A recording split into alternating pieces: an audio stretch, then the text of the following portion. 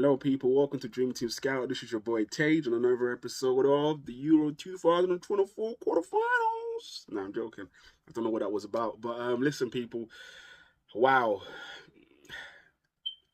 every result we expected sort of came through, apart from Italy, and but we all knew that Italy are not the same team. They're not like the what's the word, the Rossinieri from back in the days with the Nestas and the Gattusos and the Pirlos. But I think every other result in the group we sort of predicted.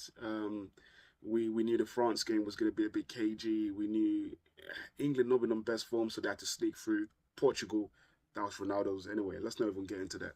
But my job is to bring out the information for you guys to sort of make your team selections for the quarterfinals. So one things first before we move on, we can see the table right now that shows that the teams that are in the quarterfinals. So you want to base your team once again on a team that you feel would progress into the later stages of the competition. Although we are in the later stages, but we would progress into the semi-finals and final. But the biggest information that you should know is that we get an extra 3 million. Why they've done that? Once again, I spoke about this in the group stage video that I made. That what's the reason giving us more money to spend? The teams are gonna look identical. People would be able to afford every player in and sort of bring them in. So it's very key now. It's very key. And also we played our goals booster. Majority of the people played that. I didn't perform the best. I need to show my team later on, but so like as you could see on the screen, my strategy for this week would be to play the max captain. I touched on that last week. Not too sure if I really want to go with that now. If I want to hold that a little bit to see what the outcome of, you know, no, no, no. Oh, sorry, scrap that. That was me talking to myself out loud whilst doing this. But we are gonna go with the strategy. I played my goals boosters last week, and this week I'll be playing my max captain.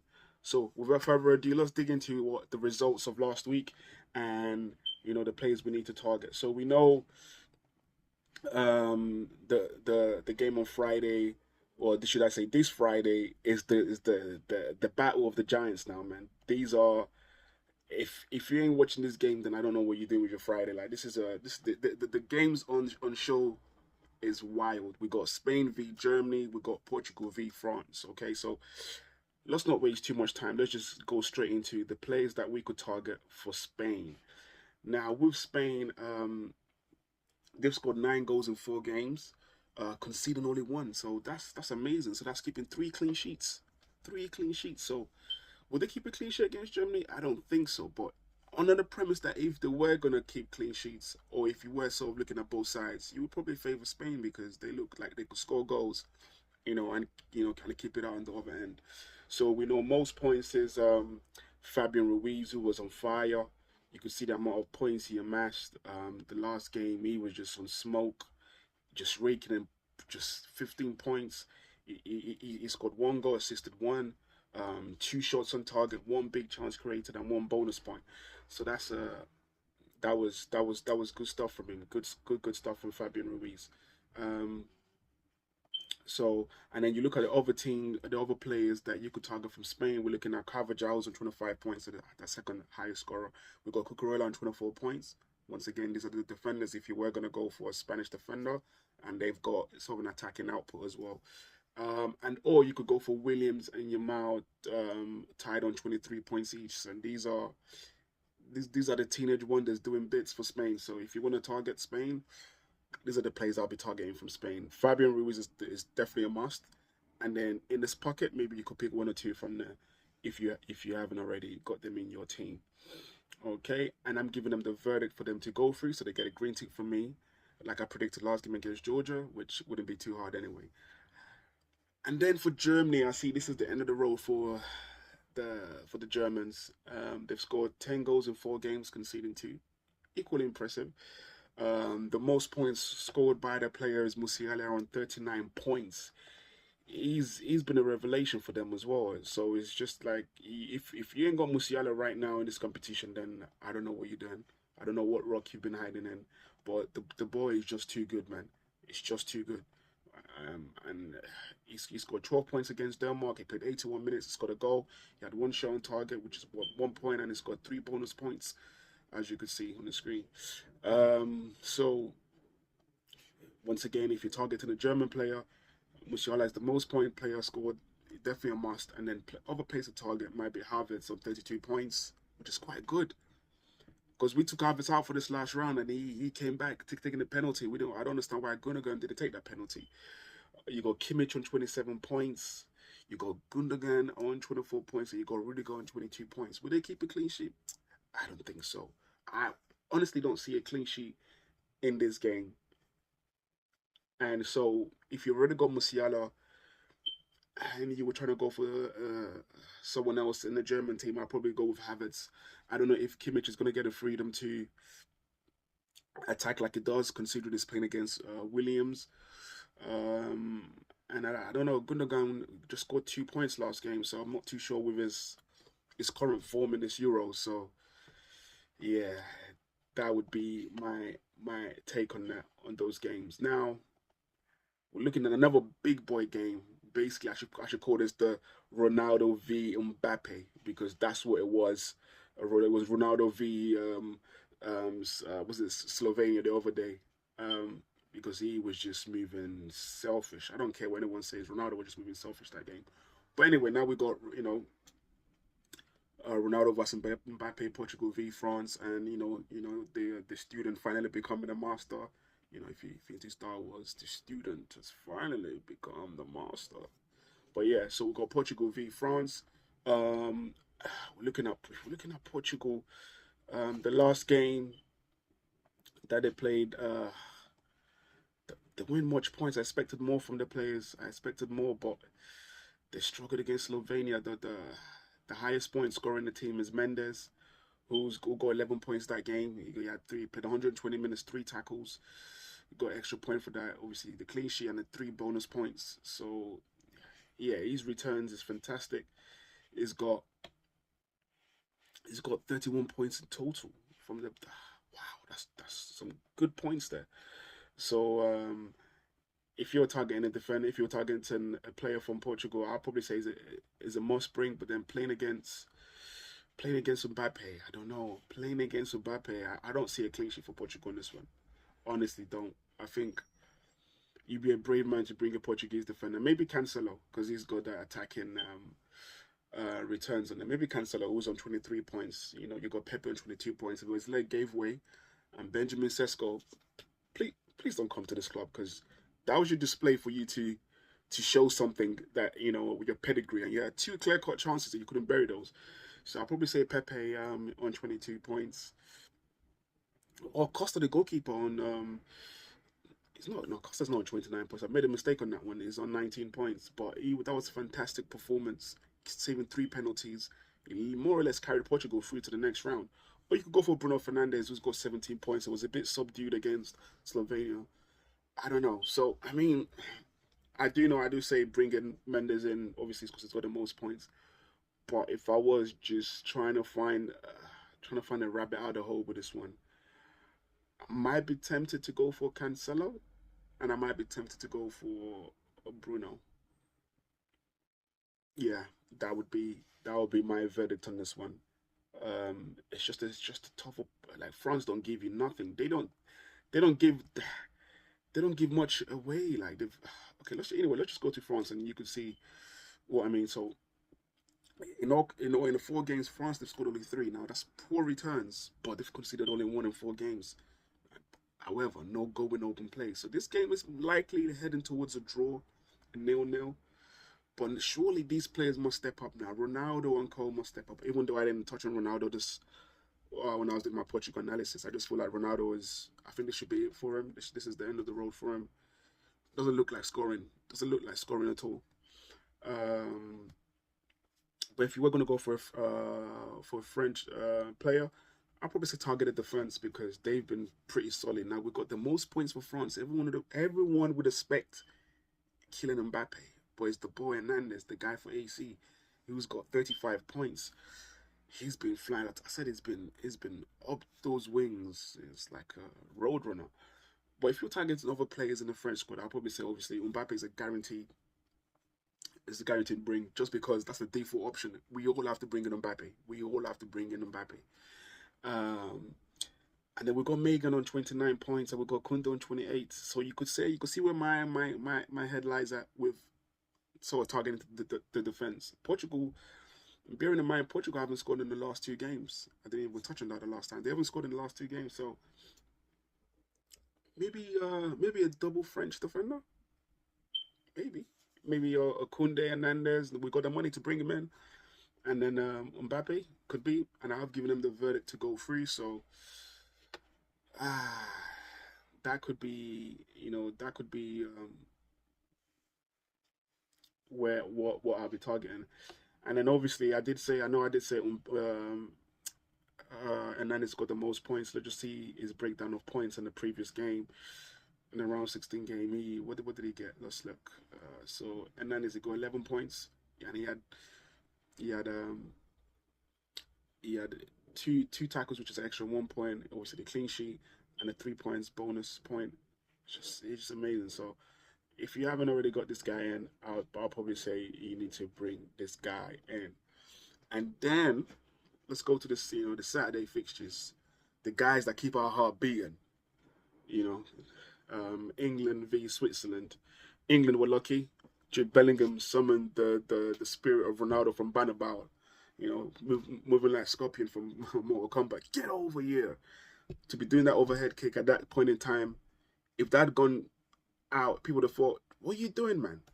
But that was very that's just instincts, pure instincts. So well done, Jude. But just less of the chatting, Jude. But well done. So we got England, Switzerland on Saturday, and then if we're then having a quick recap on the England game, the player with the most points for England in that game, we all know that was the man himself, Jude Bellingham. And he's the most points. He's got the most points for England. Basically, he's got a total of 33 points. And in the last game, he had 1 goal, 1 shot on target, 4 tackles, which was extra 2 points. Got a yellow card although, but got a bonus point just to cover it. So that was good returns for Jude. And if we have to go with the news of what we're hearing from the England camp is that Southgate might be changing formations, so they might have Jude and Foden playing behind Harry Kane. I don't know if that's a blessing in disguise, but for where that sort of changes the perspective on players to target. So I'm thinking maybe Saka might play on the left wing back or might get dropped. I'm not too sure. But once again, in place to target will be Harry Kane, default option. We got Pickford on 22 points. Yeah, I was disappointed that they conceded though. So and now we got Guehi suspended. We got Konsa coming in. Trippier, we're not too sure if he's going to be fit. So I think England might concede in this game. That's the reason why I've not put so much defenders in here. But however, Apple Foden, maybe him playing in a number 10 role, getting a bit closer to Kane might see good output. And then also we got Arnold on 12 points. Who, if he comes in, then that might be the right wing back slot. It definitely is, because you would have Walker, Stones, and Konsa at the back three, and then Trent doing this thing. So that might be a differential. So we might want to check that out. So these would be the players I'll target for England, and I'm giving them the verdict to go through against the Swiss. I have to back them. If you can't beat Switzerland, they've been very tricky opponents. As Germany found out, Italy found out. So this ain't no. You can't just take the scout. They're here to stay. However, we would have favoured this draw if we said we were going to be playing Switzerland at this stage in the quarterfinals of the Euros.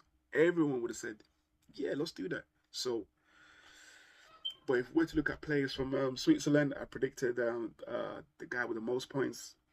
Abisher he's on 25 points now. I did say he was the main man, and he came through for them the last game. Let's just see how much points he got. Just bear with me a second. See how much points he got. Yep. So he got 7 points last game. He had 1 assist, 1 big chance created, 1 bonus point. So, which wasn't bad. We had other players who did better than him in that game, in Furler and Vargas. but overall he's got the most points for them, with Freuler and Vargas just trailing him behind on 24 points each. So both equally as deadly. Freuler, got in with 10 points last game, and Vargas got 14. I think he had a goal and assist, did he? Yeah, there you go, goal and assist. So there's a few differential players to pick in there. It's quite tough, especially when they're playing against England. You don't want to. It's dream team. You don't want to go against the boys, but at the same time, yeah, listen, hey, it's for the greater good, should I say? The greater good. So that's if you want to be targeting any players from Switzerland. Those would be the guys I'll be targeting. Maybe one of them. I don't know who though, as of yet. Also, you got Shaw on 19 points and Akanji on 18 points. So just in case you feel they're going to keep a clean sheet, but I highly doubt it.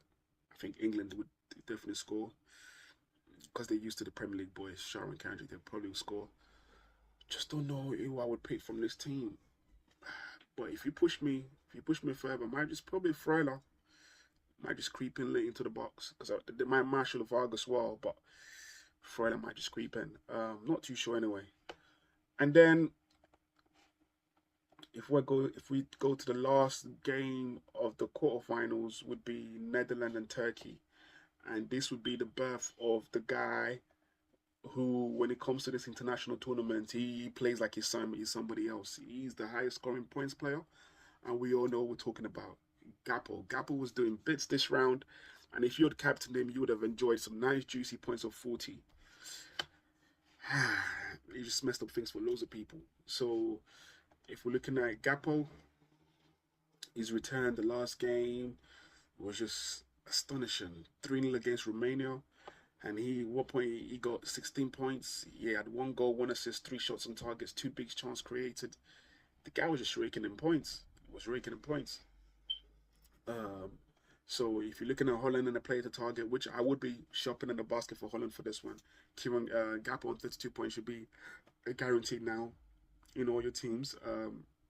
Player to target might be a Nathan Ake because it's Turkey. They scored with 2 headers against Austria, which was unlikely of a Ralph Radnick's team, but yeah, he is what it is. You got Simmons on 22 points. He got 2 assists in the last game, about 10 points. We got the goalkeeper Van Bongen on 21 points. Dumfries on 17 points, and Malin, who might be a differential, who did well when he came on to score 2 goals, to score a brace. So might be a differential. It's also on 17 points. So to recap on this, definitely Gappo. I might have the goalkeeper in there. Who knows? If you don't already have him, but I would probably say Gappo, Simmons. He's looking like he's coming to his own in this team. And that would be the 2 players first I would look to bring in, and then maybe a defender from the Dutch team. Malin is if you're thinking outside the box, that you could bring him in, because considering his performance, he might do the same. But that is it, guys. That is it. Just there's a small pool of players. The teams are going to look identical. You could go way out of the box, or it's just a strategy of playing your boosters right. Are you going to play depending on what boosters you got, are you going to play it now or keep it for the semi-finals and the final? Which it gets harder, because I think whoever wins between Spain and Portugal going to play between between Germany and Spain. Germany and Spain. Sorry, I meant France. Whoever wins between France and Portugal, I'm going to play who wins between Spain and Germany. So it's a tough one. And then if we were to quickly glimpse at my team's performance this week, was poor. I did a goal booster. I did Morata as captain. That was wild because I thought they were going to, demolish Georgia, which they did. But Morata didn't come to the fore. It didn't come to it. I got Harry Kane and Mbappe. Harry Kane did all right. I got Gundogan. Just let me down. Musiala was the only guy that scored for me in that team. Fernandes was a letdown. Bogartner had that crazy chance. Just didn't bury it. And then I had Walker and Gay thinking they were going to keep a clean sheet. They didn't. Cucurella, they considered with an own goal.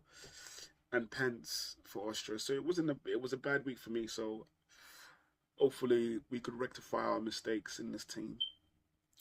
So I'll be looking to move Morata or Bogartner, Guehi, Pence the goalkeeper. Those are my 4 enforced changes. And yeah, I might change formations. Who knows? I might bring in another Spanish player. Who knows? But stay tuned to the channel. Please like, share, and subscribe. It's a quick video, and this is what we do. Dream Team Scout over and out.